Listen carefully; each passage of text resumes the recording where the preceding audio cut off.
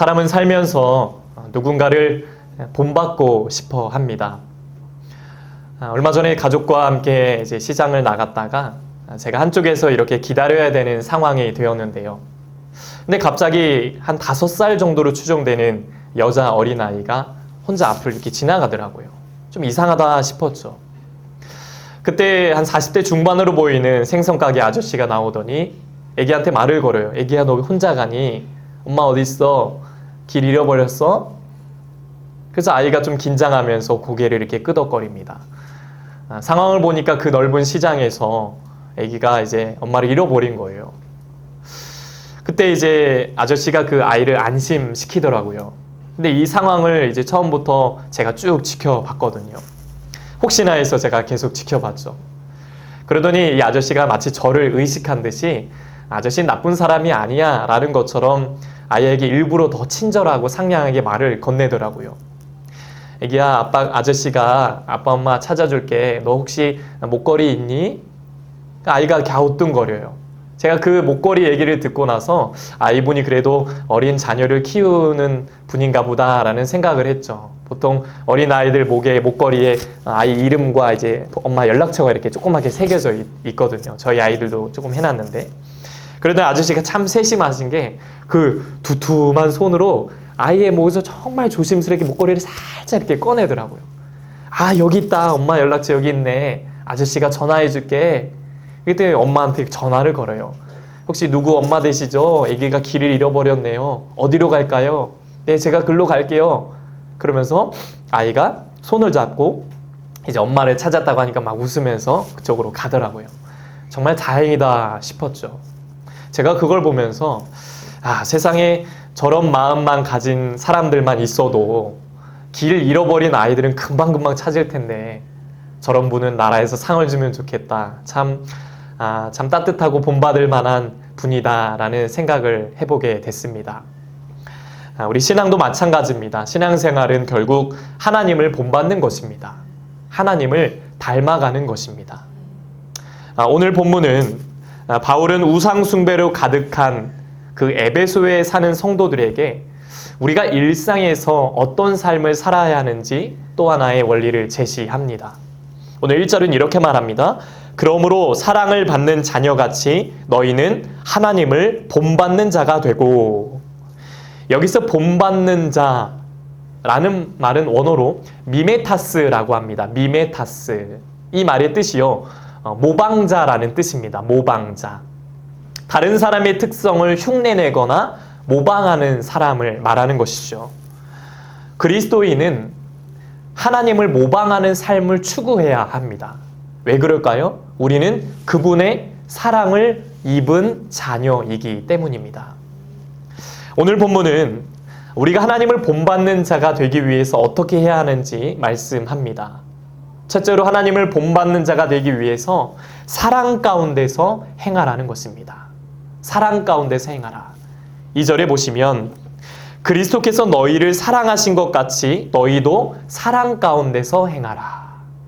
즉 사랑을 실천하라는 것입니다.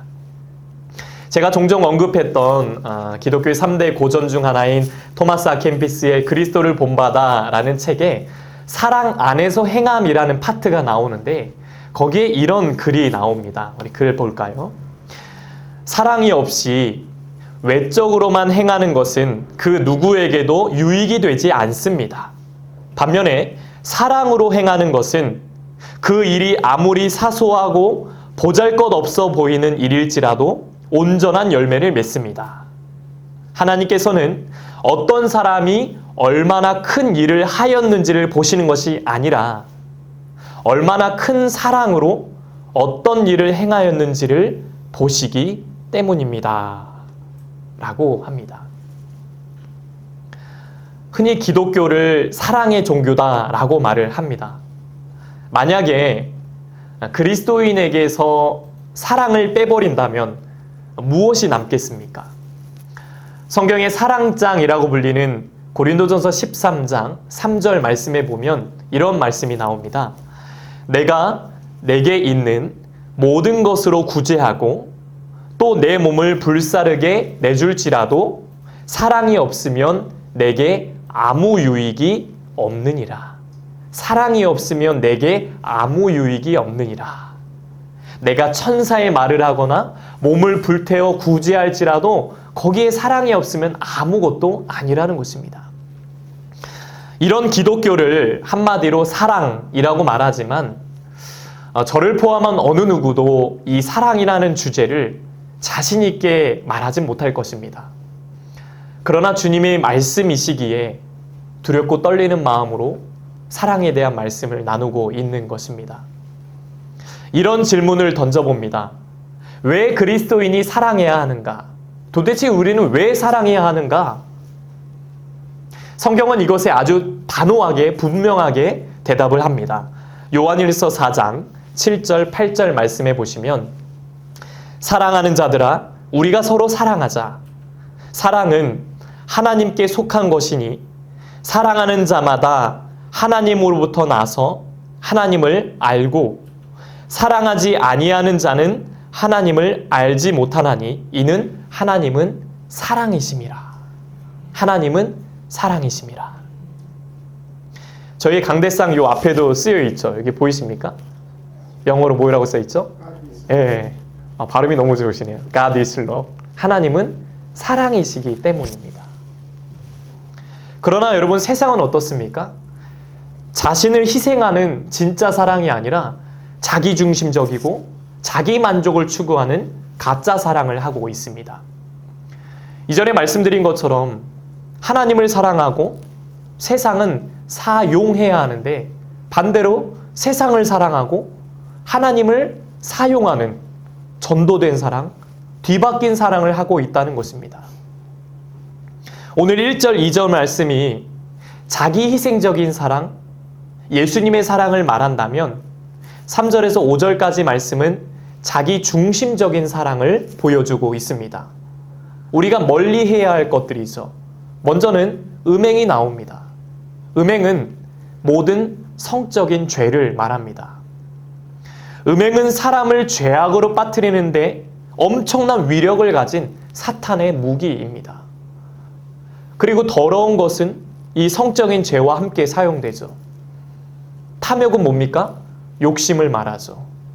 탐욕이라는 것은 자신이 우선되지만 사랑은 자신이 우선되지 않는 것입니다.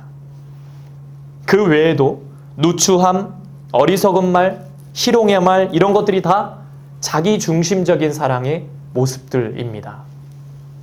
그러나 자기 희생적인 사랑은 자신의 초점이 있지 않습니다. 하나님에게 있고 이웃에게 있습니다.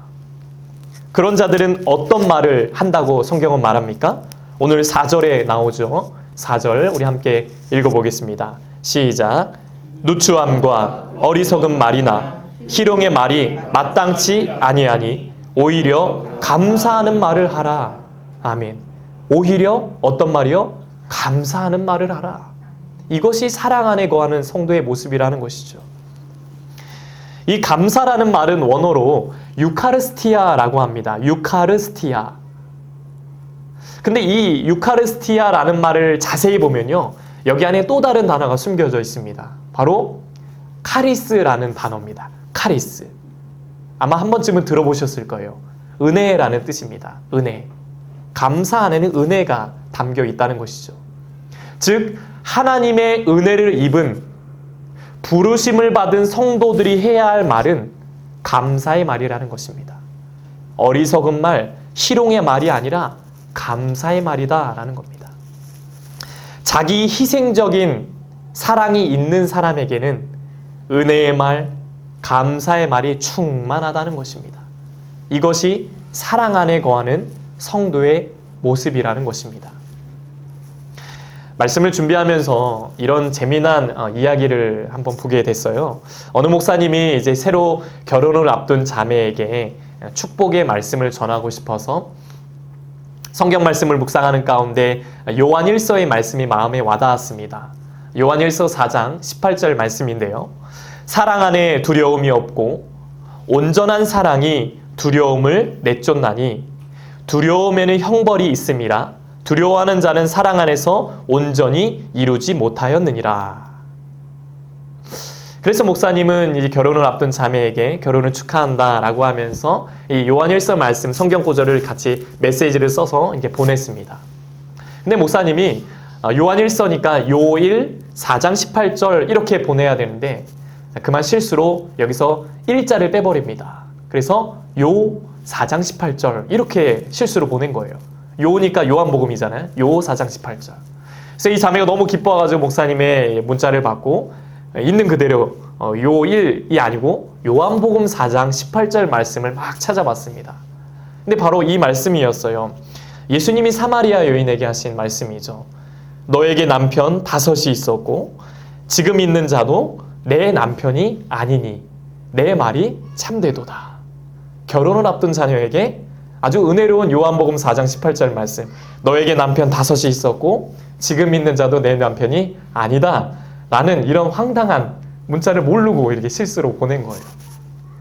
가볍게 웃고 넘길 수 있는 이야기지만 그 축하 메시지의 한 글자만 빼도 아무 의미가 없어진 것처럼 기독교에 사랑이 빠진다면 고린도전서 13장 말씀처럼 기독교는 그저 아주 요란한 꽹과리가 될 것입니다.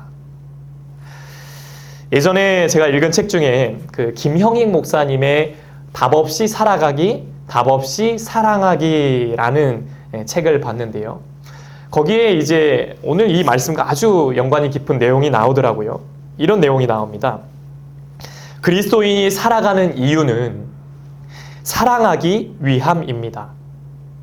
하나님께서 우리에게 인생이라는 시간을 주시고 물질을 주시고 건강을 주시고 사람을 섬길 수 있는 마음을 주시고 그 밖에 모든 것을 주신 뜻은 사랑하라는 것입니다. 우리는 더 많이 사랑하는 존재로 부르심을 받은 사람들입니다. 물론 우리는 이 광야 같은 인생의 여정에서 답 없이 살아가는 존재처럼 살아갑니다. 그럼에도 우리는 또 다른 답 없이 살아가는 사람들을 사랑하기를 선택하고 결정할 수 있습니다. 라고 합니다. 우리는 답 없이 살아가는 존재와 같지만 그럼에도 우리의 존재, 그리스도인의 존재의 목적은 또 다른 답 없이 살아가는 사람들을 사랑하는 것이다. 이것이 그리스도인의 목적이라는 것입니다. 두 번째로 하나님을 본받는 자가 되기 위해서는 빛의 자녀처럼 행하라는 것입니다. 오늘 8절 말씀입니다. 우리 함께 읽어보겠습니다. 시작. 너희가 전에는 어둠이더니 이제는 주 안에서 빛이라. 빛의 자녀들처럼 행하라. 아멘. 여기서 어둠과 빛을 대조하고 있습니다. 흥미로운 것은 에베소 교인들은요, 대부분 이방인들이었습니다. 근데 지금 바울이 이런 이방인들에게 뭐라고 말을 합니까? 이제는 너희는 주 안에서 빛이다 라고 얘기합니다. 유대인의 입장에서 유대인이 아닌데도 빛이라고 말하는 것은 굉장히 그 당시에 충격적인 일이었습니다. 아니 이방인인데 무슨 쟤네가 빛이야? 우리 유대인이 빛이지. 그런데 바울은요, 국적과 인종에 상관없이 주 안에 있는 자들은 모두 빛이다 라고 말한 것입니다. 이런 면에서 저와 여러분은 모두 빛입니다. 우리는 예수 그리스도로 말미암아 빛이 되었습니다. 성경은 그런 우리에게 너희가 빛이 되었으니 빛의 자녀처럼 행하라 라고 말씀합니다. 빛의 자녀들처럼 행하게 되면 바로 빛의 열매가 나타나게 된다라고 말씀합니다. 그 열매가 무엇입니까? 오늘 9절에 주님은 이렇게 말씀합니다. 9절도 한번 읽어볼까요? 시작. 빛의 열매는 모든 착함과 의로움과 진실함에 있느니라. 아멘. 착함이 뭐죠? 선함, 도덕적인 선을 말하죠. 의로움이라는 것은 인간의 정의로운 행동을 말합니다. 또 진실함은 거짓이 없는 순수한 성품을 말하는 것이죠. 21세기에 가장 영향력이 있는 목회자로 손꼽히는 미국의 존 메가더 목사님은 이 세 가지 열매에 대해서 이렇게 설명을 합니다.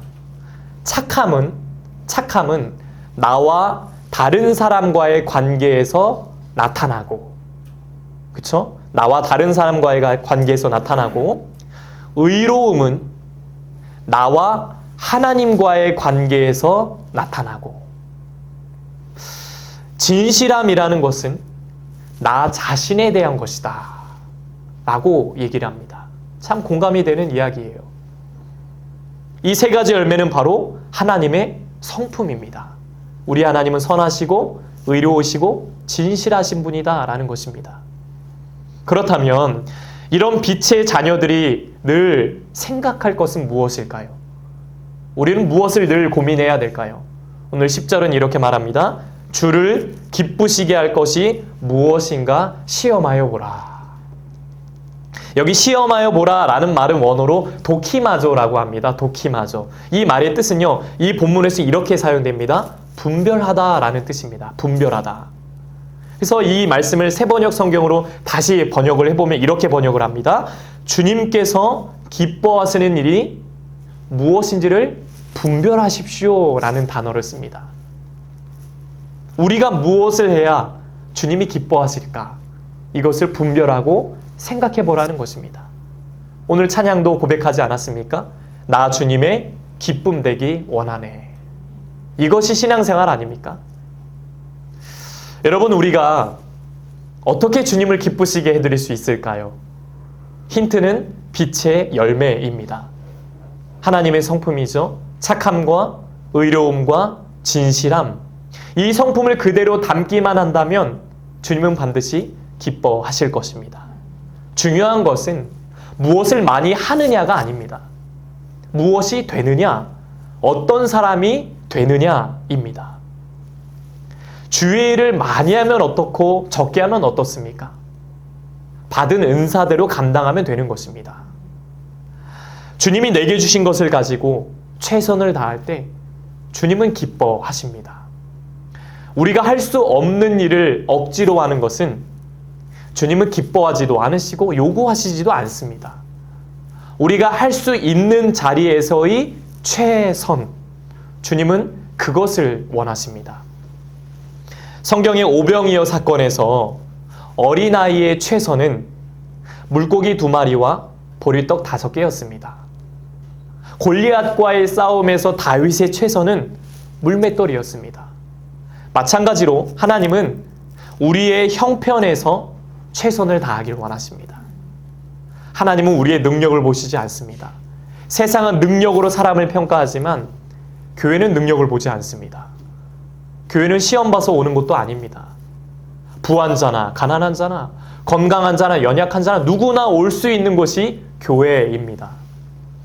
그러나 하나님이 요구하시는 것이 하나 있습니다. 바로 착함과 의로움과 진실함입니다. 이런 주님의 성품을 갖고 주어진 자리에서 최선을 다해서 섬길 때 주님은 그 모습을 기뻐하실 줄로 믿습니다. 이것이 빛의 자녀의 본분이라는 것입니다. 마태복음 5장 16절 말씀 우리 함께 읽어보겠습니다. 시작.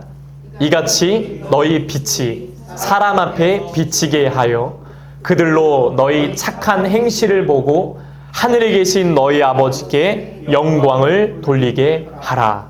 아멘. 결국 빛의 자녀의 삶은 하늘에 계신 너희 아버지께 영광을 돌리는 삶이다 라는 것입니다. 우리는 예수를 믿어도 제대로 믿어야 합니다. 제대로 믿어야 합니다. 빛의 자녀로 산다는 건 어려운 일이 아니에요.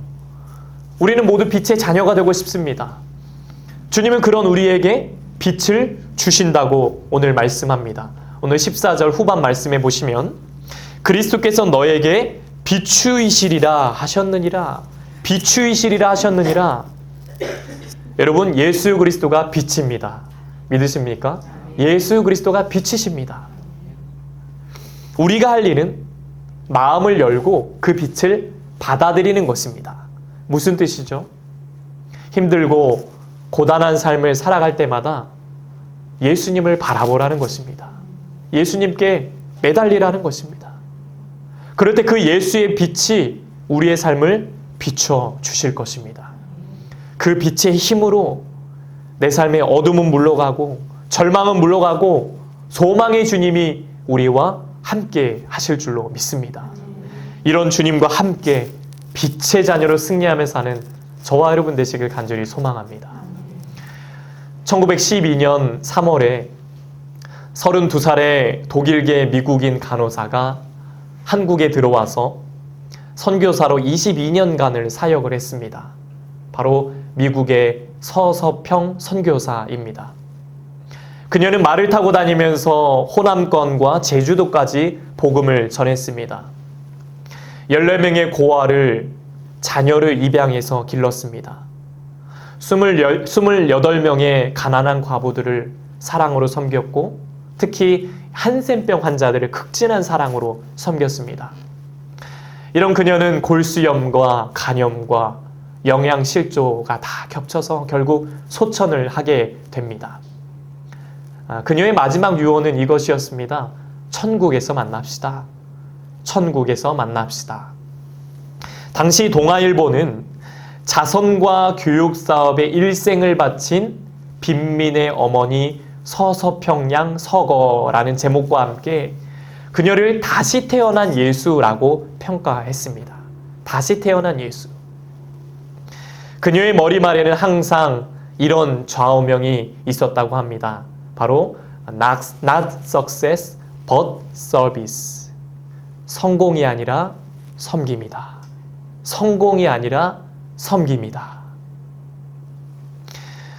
서서평 선교사는 오직 주님을 본받는 일에 자신의 전부를 드렸습니다. 자신이 믿는 예수님을 삶을 통해서 증명했던 것입니다. 우리는 지금 나의 신앙을 삶을 통해서 증명해야 하는 시대에 살고 있습니다. 사도 바울도 사역의 현장에서 예수 그리스도를 증명했습니다. 고린도전서 11장 1절 말씀해 보시면 내가 그리스도를 본받는 자가 된 것 같이 너희는 나를 본받는 자가 되라. 아멘. 그리스도인의 삶은 내가 만난 하나님, 내가 믿은 하나님을 세상에 증명하는 삶이 되어야 합니다. 이 시대의 그리스도인은 세상에 보여줄 만한 믿음의 이야기가 있습니까? 그 위치에 걸맞는 신앙의 모습을 보여주고 있습니까? 우리는 증명해야 합니다. 그것은 사랑으로 행하는 것이고 빛의 자녀들처럼 살아내는 것입니다. 사순절을 보내면서 사도 바울처럼 이런 주님을 본받으며 사는 저와 여러분의 삶 되시길 간절히 소망합니다. 그러한 삶으로 우리 이웃들에게는 유익을 끼치고 하늘에 계신 아버지께는 영광 돌리며 사는 저와 여러분 되시길 주님의 이름으로 간절히 축복합니다. 이제 함께 찬양하고 기도하겠습니다. 원하고 바라고 기도합니다. 찬양하겠습니다.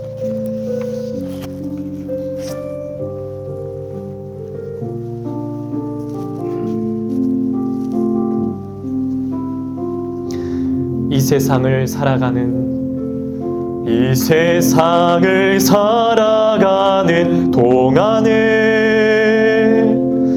나의 힘을 의지할 수 없으니 기도하고 낙심하지 말 것은 주께서 참 소망이 되심이라.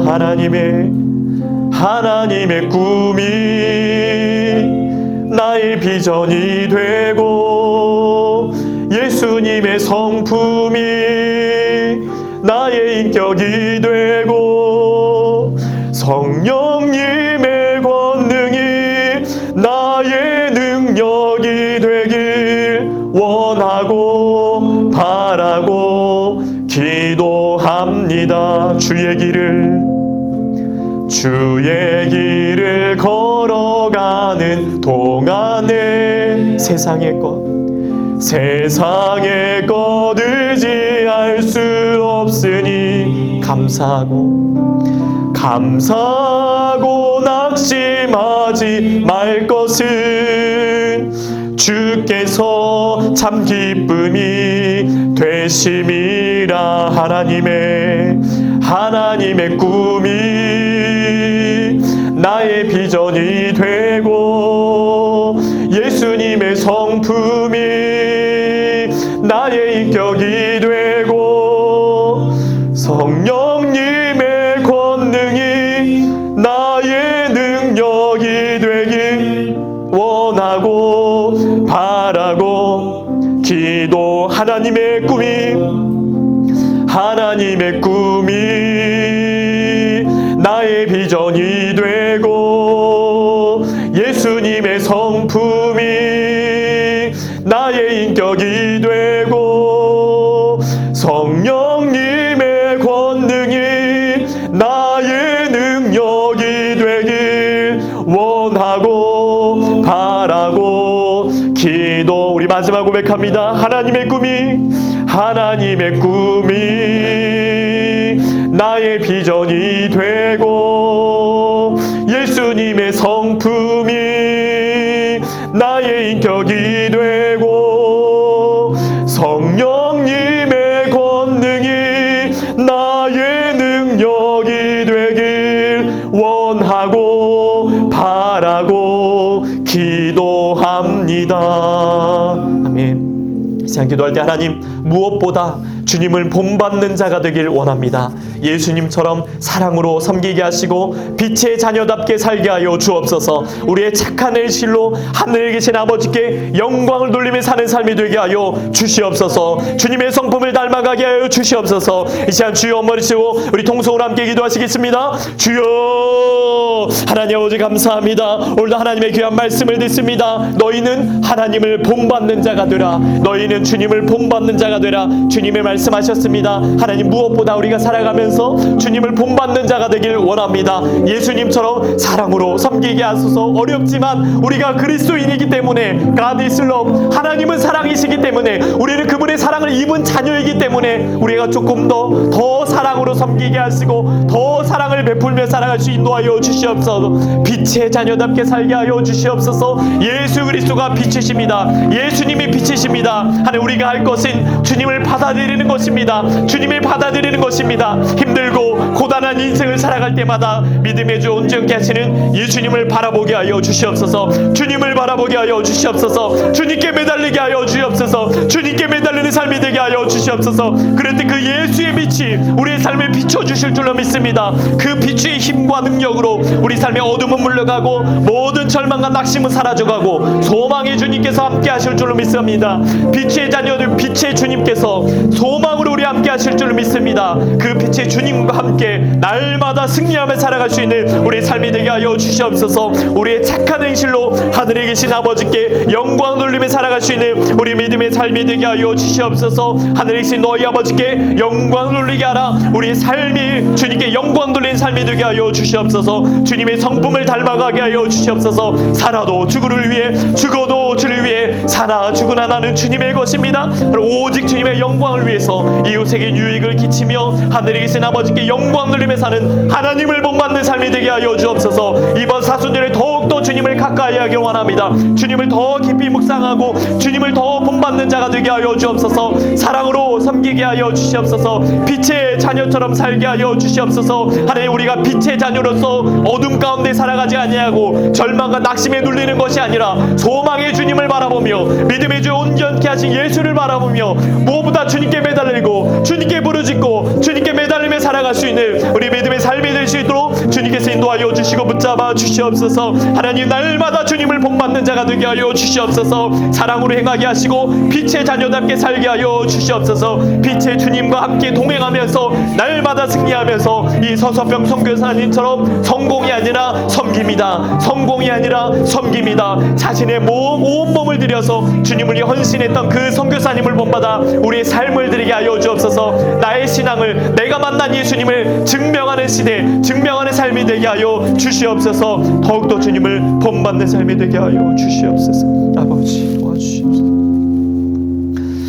하나님 아버지, 내가 만난 하나님을 세상에 증명하는 삶이 되길 원합니다. 사순절을 보내며 주님을 본받는 삶을 살도록 도와주시옵소서. 사랑으로 섬기게 하시고 어려움에 처한 많은 이들에게 빛을 비추는 빛의 자녀답게 살게 하여 주시옵소서. 성공이 아니라 섬김으로 살게 하여 주시옵소서. 내가 어떻게 하면 주님을 기쁘시게 해드릴까 늘 고민하며 하늘에 계신 아버지께 영광 돌리며 살아가도록 축복하여 주시옵소서. 이제는 우리 주 예수 그리스도의 은혜와 하나님 아버지의 넘치는 사랑하심과 성령의 감화감동 역사 교통하심이 주님을 본받는 자가 되어 오직 주님께만 영광 돌리는 삶을 살기 원하는 우리 씨앗의 성도들과 가정과 자녀들과 일터 위에 이제부터 영원토록 함께 하시기를 간절히 축원하옵나이다. 아멘.